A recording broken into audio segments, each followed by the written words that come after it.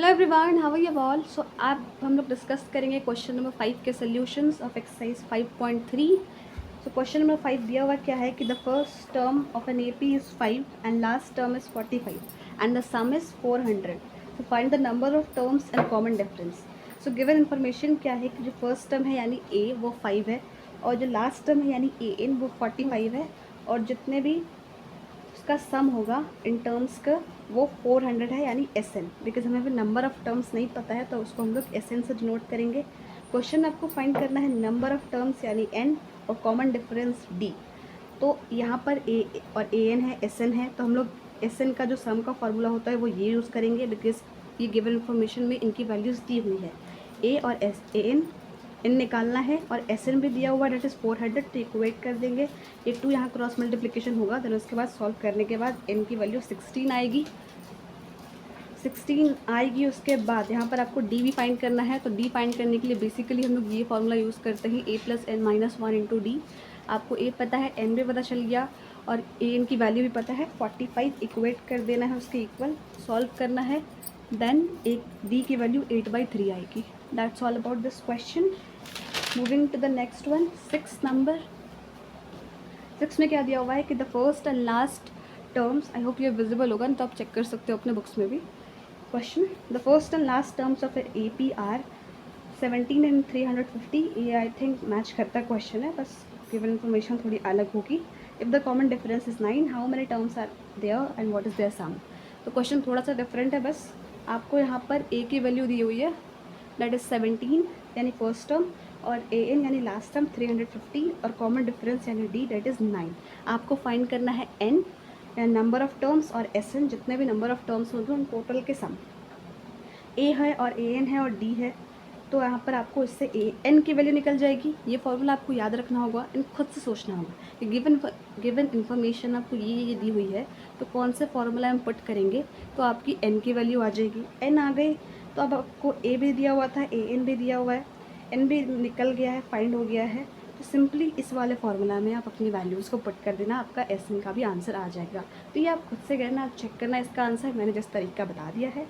Now coming to question number 7। Question number 7 में क्या है कि find the sum of first 22 terms of an A P is in which D is equals to 7 and 22nd term is equals to 149। तो आपको given क्या है कि D की वैल्यू 7 है और 22nd टर्म यानी जो A22 है वो 149 है। आपको फाइंड क्या करना है, S22। तो अगर A22 दिया हुआ है और S22 फाइंड करना है तो इन जगह कुछ जुगाड़ नहीं लगाना है, आपको सिंपली फार्मूला के अकॉर्डिंग चलना है। तो A22 को आप एक और तरीके से कैसे लिख सकते हो, A + 21D।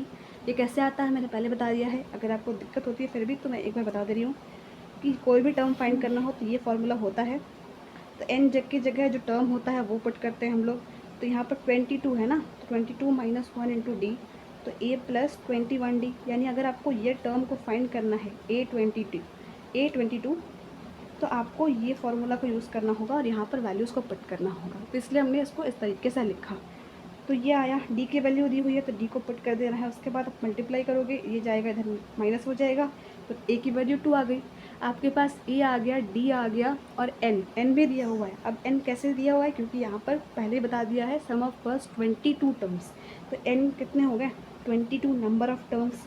सिंपली ये वाला फार्मूला जो था हमारा n/2 into 2a + n - 1 into D, इस जगह वैल्यूज़ को पुट करना है और आपका आंसर आ जाएगा। आप चाहो तो चेक कर लेना एक बार आंसर अपनी बुक के पीछे। Coming to question number 8। Question number 8 में क्या बोल रहा है कि find the sum of first 51 terms of an A P whose second and third term are 14 and 18 respectively. तो नाउ ये क्वेश्चन हमने पढ़ा, तो अगेन एक क्वेश्चन हमारे माइंड में भी आना चाहिए कि अगर क्वेश्चन में दिया हुआ है सेकेंड टर्म यानी A2 इक्वल्स टू 14, जिसको हम लोग A + D भी लिख सकते हैं, A3 यानी थर्ड टर्म इक्वल्स टू 18, जिसको हम लोग A + 2D भी लिख सकते हैं। आपको फाइंड करना है सम ऑफ फर्स्ट 51 टर्म्स, तो इनकी वैल्यू 51 है, तो कौन से फार्मूला पे इस वैल्यूज़ को पुट करेंगे कि आपका आंसर आ जाए। तो यही वाला फार्मूला है, लेकिन इसमें हमें ए और डी की वैल्यू चाहिए होगी। हमें ए और डी की वैल्यू नहीं है हमारे पास, बस ये गिवन इन्फॉर्मेशन है। तो यहाँ पर कुछ इक्वेशन बनेंगी दो, इसको आप सॉल्व करोगे, ये कट जाएगा, डी की वैल्यू कुछ आएगी, डी आ जाएगा, देन उसके बाद आपको ए फाइंड करना है, डी और ए आ गया, सिंपली इस फार्मूला पे पुट कर देना है, डी ए और एन, आपका आंसर आ जाएगा। Now coming to question number 9, if the sum of first 7 terms of an AP is 49 and that of 17 terms is 289, find the sum of first n terms. यानी यहाँ पर आपको sum of first 7 terms means क्या, S7 दिया हुआ है 49 और S17 दिया हुआ है 289. तो यहाँ पर n की वैल्यू 7 हो गई. A और D कुछ नहीं पता है, तो उससे हमारा हम लोग उसको एज इट इज़ छोड़ देंगे वेरिएबल टर्म की तरह. n की जगह पे बस 7 पुट करेंगे और उसको 49 के इक्वल इक्वेट कर देंगे और इसको 289 के इक्वल इक्वेट कर देंगे. और यहाँ पर तो 17 ही रहेगा n की जगह और यहाँ पर 7 रहेगा. मीन्स एक बाइफरफिकेशन कर देना है और उसके बाद दोनों साइड मैंने सॉल्व किया तो इसकी इक्वेशन बन के आई a+3d इज इक्वल्स टू 7 और यहाँ पर आई a+8d इज इक्वल्स टू 17. मैंने यहाँ पर बोला था ना इस क्वेश्चन में दोनों इक्वेशन को सॉल्व करना है. अगर नहीं आता है आपको तो यहाँ पर देख लो, इसको हम लोग सब्ट्रैक्शन से सॉल्व करेंगे. क्यों करेंगे, बिकॉज ये लीनियर इक्वेशन का पार्ट है, वहाँ भी आप चेक कर सकते हो इसको. यहाँ पर आपको 2 टर्म है तो 2 टर्म में से किसी एक को तो कैंसिल करना होगा और सेम होने चाहिए तभी कैंसिल होंगे. तो ए हमें दिख रहा है सेम है, तो अगर आप इसको माइनस कर दोगे तो ये कैंसिल हो जाएगा. हर जगह माइनस करना होगा. तो ये जो 7 था वो -7 हो जाएगा. 3 -3 तो 8 - 3 5d और 17 - 7 10. तो इसको आप सॉल्व करो, d की वैल्यू 2 आ गई. अब उसके बाद मैंने बोला था इसमें भी कि a की वैल्यू फाइंड करनी होगी d के बाद. तो d तो हमारा 2 आ गया. अब उसके बाद कोई भी आप इक्वेशन ले लो यहाँ पर, जैसे यही equation a+3d is equals to 7 था तो d की वैल्यू 2 आई तो 6 हुआ. a+6 इज इक्वल्स टू 7, 6 इधर आएगा, a की वैल्यू 1 आ गई. अब इसके बाद a और d हमारा आ गया है. आपको फाइंड करना है सम ऑफ फर्स्ट n टर्म्स. वो कैसे करेंगे, आपको एक और चीज़ करनी होगी. अभी हमें सम ऑफ n टर्म्स फाइंड करना है ना, तो n टर्म्स फाइंड करना है तो n तो हमें पता ही नहीं है, हमें बस a और d पता है ना. सम ऑफ n टर्म्स की जगह हम कुछ इक्वेट कर सकते हैं. तो हमें एक an का फार्मूला पता है, कुछ an का फार्मूला a+n - 1 इंटू डी होता है. तो an की वैल्यू निकाल देंगे तो वो आएगी 2n - 1 इस वाले टर्म में आएगी. तो Sn का जो एक और फार्मूला होता है that is n/2 into a+an. a हमने फाइंड कर लिया है, an हमने यहाँ से फाइंड किया. उसको सॉल्व करोगे तो 2n आएगा, ये कट जाएगा और n² आ जाएगा. तो यहाँ पर आपको खुद से सोचना होगा कौन कौन से फार्मूलाज कहाँ लगाएं, बिकॉज हमारे पास a और d तो आ गया था बट n नहीं था. हम लोग उसको सॉल्व भी करते तो नहीं होता पूरा सॉल्व, बिकॉज वो कुछ n के टर्म में ही रुक जाता अगर वैल्यू Sn अगर हम लोग इस वाले मेथड से सॉल्व करते. यहाँ पर हमने an की मदद से an की वैल्यू इस वाले फार्मूला की मदद से an फाइंड किया, सिंपली इसमें पुट किया, उसको मल्टीप्लाई किया, सॉल्व किया, देन n² आ गया. This was all about this question. Now coming to question number 10. Question number 10 में क्या बोल रहा है कि so that a1 a2 dot an form an AP where an is defined as below. तो आपको बताना है कि ये AP में है और आपको उसके बाद AP में प्रूव करने के बाद उसका सम ऑफ फर्स्ट 15 टर्म्स निकालना है. तो सम निकालने के लिए तो n की वैल्यू दे दी गई है डेट इज़ 15.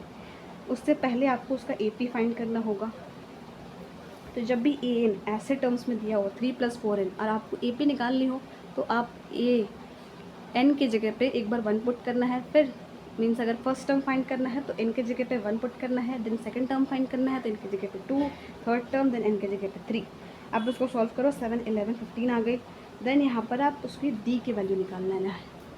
d की वैल्यू आ गई, आपको सम ऑफ 15 टर्म्स निकालना था. तो ये तो AP में आपने दिखा दिया n के जगह पे 1 2 3 पुट करके. आप आगे भी दिखा सकते हो बट इतना इज़ ओके. आपको इस 15 निकालना है तो n/2 into 2a + n - 1 into D. n की जगह 15 आएगी, a की जगह हमने जो फर्स्ट टर्म फाइंड किया है n की जगह 1 रख कर 7 और d फाइंड किया है a2 - a1 दैट इज़ 4. तो d की जगह पे उसको पुट करेंगे, n की जगह पर 15 सॉल्व करना है. सॉल्व करने के बाद आपकी कुछ वैल्यू ये आएगी. तो इसका सेकंड पार्ट आप खुद से ट्राई करना. सेम क्वेश्चन है, जस्ट आपको 1 2 3 पुट करना है, उसमें भी AP लाना है और उसके बाद सम ऑफ फर्स्ट 15 टर्म्स निकालने हैं. This was all about this video.